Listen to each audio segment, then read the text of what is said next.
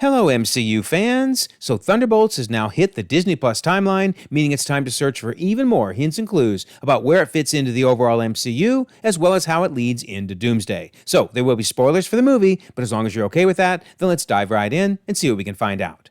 Don't forget we have an August contest running all month long. Be a subscriber, leave a comment, you could win a book or a steelbook. Best of luck. And we have a membership option with lots of cool perks, so you might check it out in case you're interested. Plus, hang around to the end of the video, and we'll talk about the Doomsday Countdown rewatch on the Discord. Alright, so let's start by talking about the results from the timeline placement poll. I really didn't have any other options other than at the end of the timeline or pick somewhere else, leave a comment down below, and after 2,000 votes, 98% of you said at the end of the timeline, and 2% of you were courageous enough to chart your own path. So that's 40 votes that direction. I gotta respect that. All right, so where did it land in the Disney Plus timeline? Well, kind of where we expected, right? At the end of the timeline. It's also at the end of the movie timeline, and then it's in the MCU multiverse saga. So while this one was a little easy, I think these next three are going to be very tricky. I'll be honest, I don't know where Marvel Zombies, Fantastic Four, or Wonder Man are going to fit in the timeline. I'm going to have to really think about it, so you might be thinking about it as well, because those polls will be coming before you know it. Okay, so now let's talk about where this thing fits in the timeline. So first of all, we know the Avengers are still not formed, because Val says the Avengers are not walking through that door. We have no reliable heroes. Poor Bucky. The camera goes right to Bucky when she says that. Ouch. Now, of course, in Brave New World, we saw that Ross brought in Sam Wilson to ask him to help rebuild the Avengers, but obviously that has not happened yet.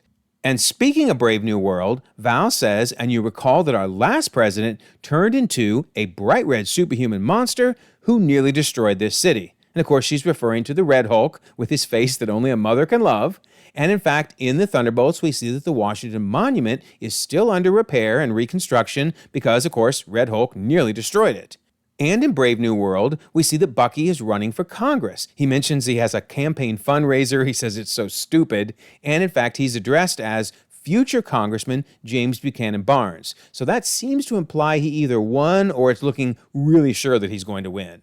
And then we see in Thunderbolts that he is indeed now a congressman because they say Representative Barnes, as a freshman congressman, any words on today's hearing. So my guess is that he probably won in a special election that happens when someone in office either resigns, dies, or is removed. And in fact, in that hearing, we see that he's wearing a congressional pin, and in fact, that looks very much like the official ones that congressmen wear. And we learn that not only is he a freshman congressman, but he doesn't have any bills passed yet. Because Mel says, I know you're new to D.C., and I wanted to network. I mean, the Avengers are gone. No one else is coming to save the day. And he says, well, maybe we could be the people that are coming. And she responds, is that coming from the freshman congressman who hasn't got any bills passed or the Winter Soldier? So yeah, he has not been in office at this point long enough to have gotten any bills passed. And then Val kind of puts the icing on the cake when she sees him and says, Congressman Barnes, wow. You know, I never really thought you'd have a promising political career, but less than half a term?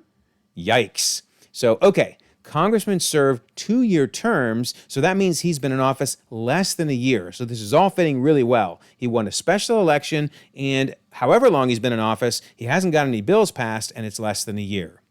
All right, so now let's try to put this together on the timeline. We know that Thunderbolts is after Brave New World. We've seen lots of evidence of that. And we know that Brave New World, at least for the main part of the movie, is happening in April of 2027. Now, it is worth noting that April 16th of 2027 is actually a Friday, and not a Thursday. And in fact, in 2026, it's a Thursday. So there actually seems to be a fair bit of evidence that both Brave New World and Thunderbolts were maybe supposed to be in a different year than 2027. For example, we see this very blurry campaign sign in the background. And if we zoom in on it, it's incredibly blurry. But if you look over on the right in white font, it seems to say Ross and then 25. So that would mean we're in 2026 if he ran his campaign in 2025. But even stranger, Sidewinder's age. So if we zoom in on this and we look at both his date of birth and his age, well, if you add 55 to May of 1969, that would put us in May of 2024, meaning the movie has to happen before he turns 56 in May of 2025? So maybe it was actually intended for 2025? That's crazy, right? But that's Brave New World.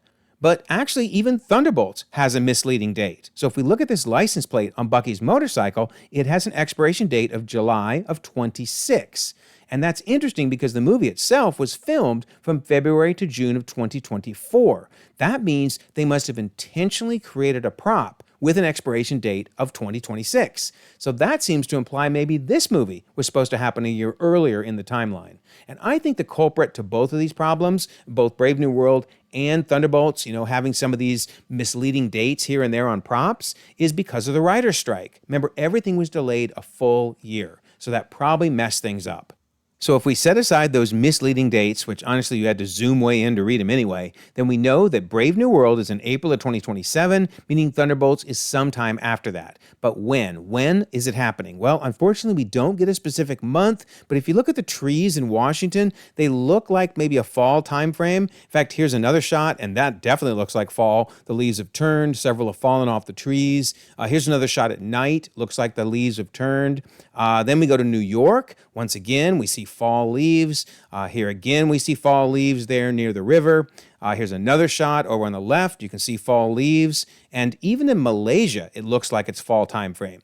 And keep in mind, the movie was shot from February to June of 2024, so they would have had to digitize in these leaves to make it look like fall. This is definitely intentional, and it's throughout the entire movie, so I'm going to go with October of 2027 for the movie. Now, I will admit that when I saw the trailers, I was initially thinking maybe a May of 2027, because we see these posters that are honoring the heroes of the Battle of New York. So, like if it was 15 years after 2012, that would be May of 2027. But of course, we learn in the movie that Val has thrown a First Responders Family Fund event, basically raising money for that fund. So, okay, this has nothing to do with the Battle of New York, and October of 2027 still sounds great. All right, let's see if everything else is consistent with fall of 2027. So we learned that Walker's downfall was a few short years ago because he's doom scrolling on the phone. And if we look at the first line, it says the story of what went wrong starts long before his unveiling just a few short years ago, referring, of course, to Falcon and the Winter Soldier, which was in spring of 2024. So that works. And then we learned that Dr. Phil's show was canceled a few years ago because Yelena's mocking U.S. agent and calls him Dr. Phil. And he's like, yeah, that show's not on anymore, right? And she's like, yeah, it is. I watch it. And he's like, no, it got canceled a few years ago. Yeah, it's got to be a YouTube thing. They took him off cable. Okay, so this one's actually interesting. So Dr. Phil's show was indeed canceled May 25th of 2023, which that would be a few years ago because few is 3 to 4, and that was 4 years ago. However, he then got another show called Dr. Phil Primetime, which started in April of 2024, and then that was canceled in June of 2025. Now, honestly, I don't think they probably even know this other show exists. I didn't even know it existed. So they're probably talking about his original show, which is the one that's most popular. But really, either of them works with being a few years ago. So then I got to talk about Bucky's age, because man, this dude is so hard to pin down. So in Brave New World, it's mentioned he's 110 years old, and that's in April of 2027.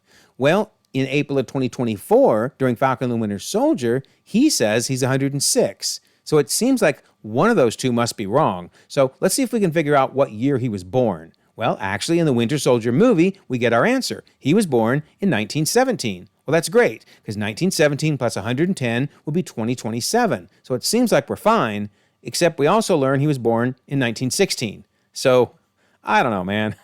I think he wants to hide his age. I think it's just that simple.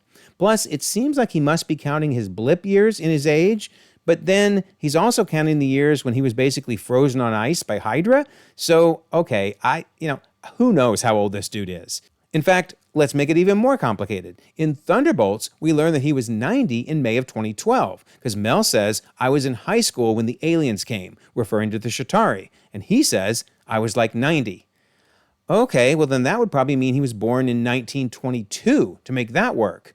Well, actually, there's some behind-the-scenes props that say he was born in 1922. So, I don't know.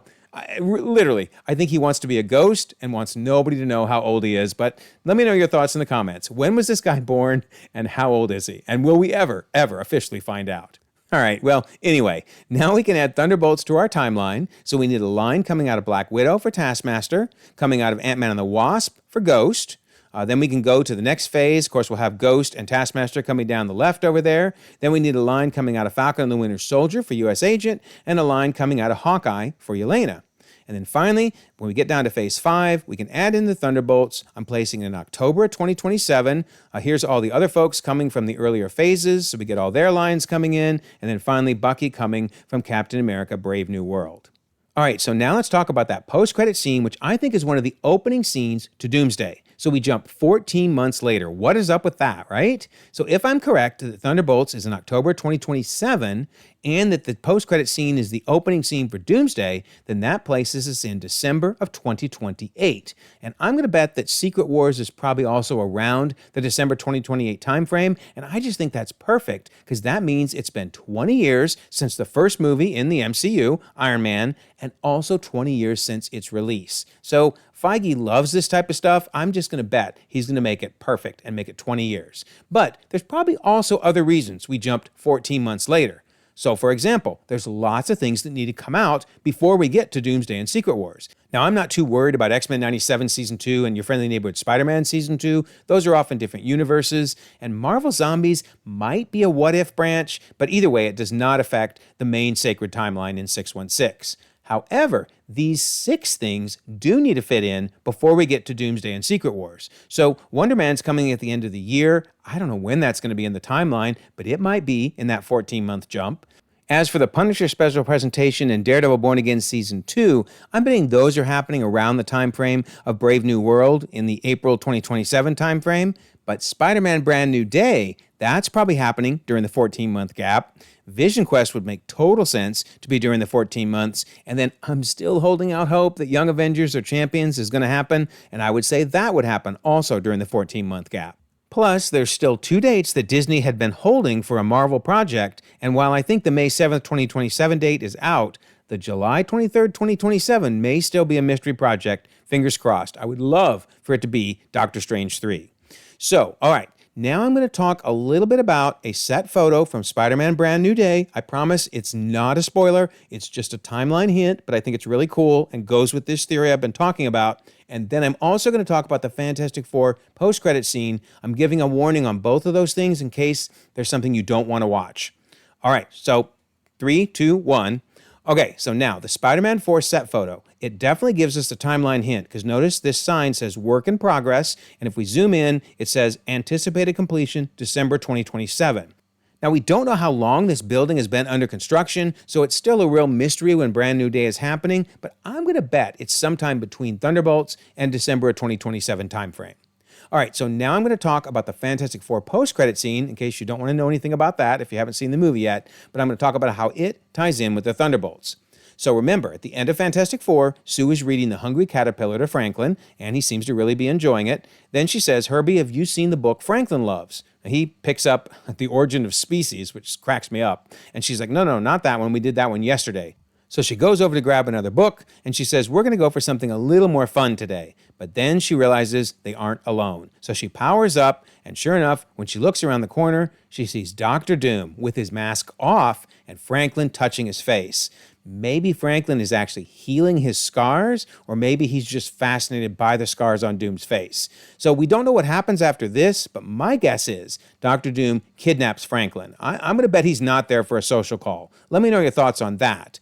But then I think this leads into the Thunderbolts post-credit scene and a big multiversal crossover. Because first of all, Yelena's saying, and now there's this huge space crisis, and no one's telling us about it? So that's interesting right off the bat. There is some space crisis already happening even before we get to the spaceship that's about to appear. So I think that means there might be some incursions already happening. But they're about to get worse because they look on the monitor and an extra-dimensional ship is entering the atmosphere.